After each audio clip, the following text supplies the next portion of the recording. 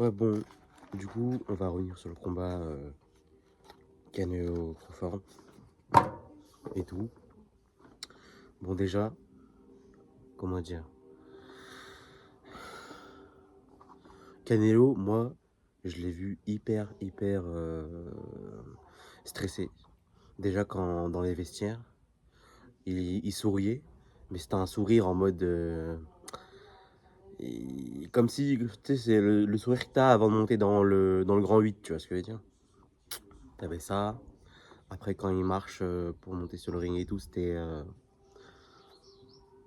Il y avait de la pression, tu vois. Canelo, Crawford, quand il est monté sur le ring, frérot, on dirait il allait chercher son kebab, frère. Il allait chercher son kebab avec sa grande frite et son coca. Après, il allait rentrer chez lui tranquille. Et alors, moi, j'étais pas pour Canelo en termes de victoire. Moi, j'étais pour Crawford. Sur plusieurs sites et tout, j'ai répondu à des sondages et moi, j'étais pour Crawford. Et je pensais que Crawford allait le mettre KO vers les 8, 9, 9e round. Et alors que moi, j'adore Canelo de base, hein. Ouais. Et voilà. Donc, en fait, eh ben, ce combat, il était fou. Bon, dans les premiers rounds, c'est Crawford, je pense, qui prend le. Oui, il prend le centre du ring, si je me rappelle bien. Il avance les mains hautes, comme ça. Et Canelo, il bouge. Donc, Crawford, il était en garde de gaucher. Et Canelo au droitier. Et donc, leurs pieds se jaugeaient. Ouais. Et donc, Canelo, lui, il cherchait à. Comment dire? Il cherchait sa distance. Dans le premier round, c'est un round d'observation, tu vois. Et moi, je trouve que c'est super important. En tant que boxeur, tu jauges, tu prends ta distance, tu vois, comment dire, tu vois ce qui marche, ce qui marche pas, le feeling et tout ça, tu vois. En tout cas, moi, pour ma part, c'est comme ça que je marche quand j'ai fait quelques sparring.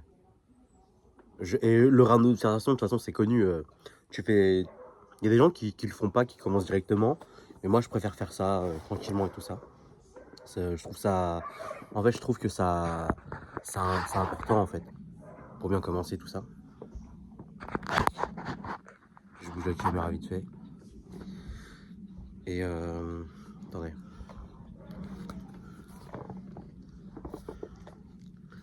Tac, voilà. Moi, c'est super important. Bref. Et par contre, moi, j'étais choqué par la vitesse des jabs de Crawford. C'est une dinguerie. Il est super rapide. Et donc, je sais pas si vous voyez, mais comment dire. Moi, j'ai pas beaucoup regardé les combats à Crawford. Donc, hier, j'étais très attentif par rapport à sa vitesse de main et par rapport à sa puissance de frappe aussi. Alors, comment dire?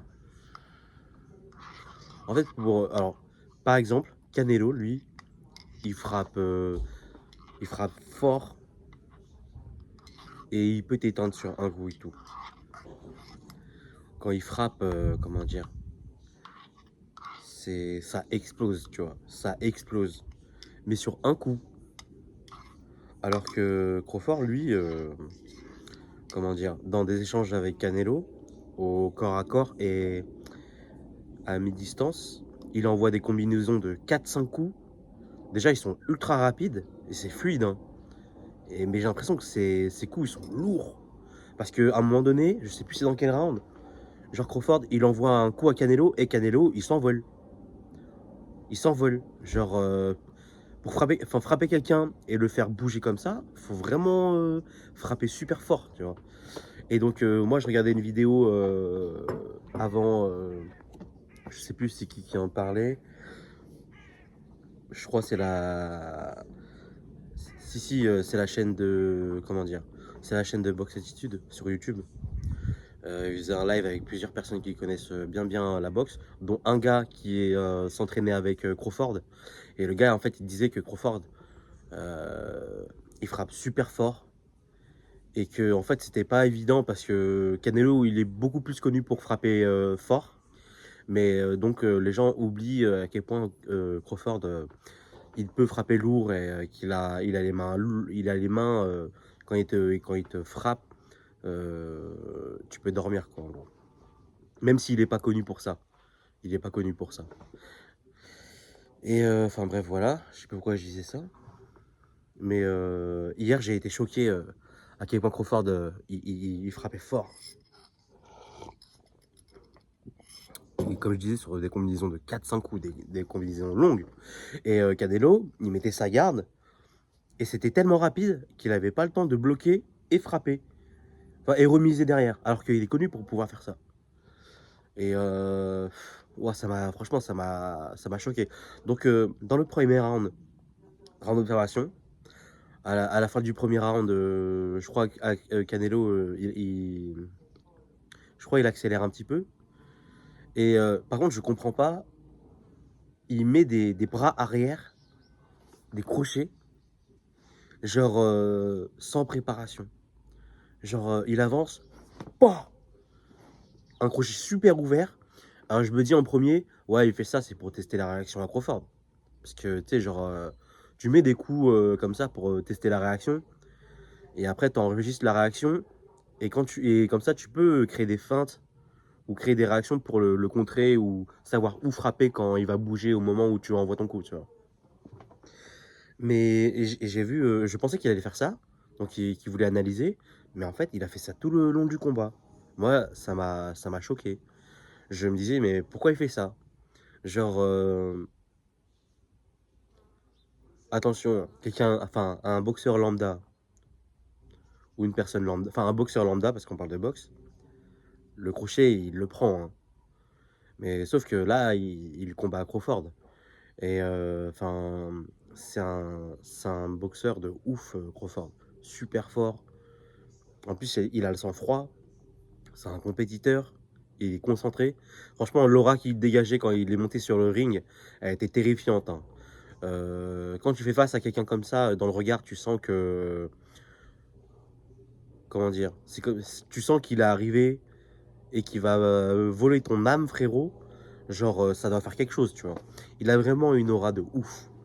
Et alors que Canelo, il était crispé. Il était crispé à mort.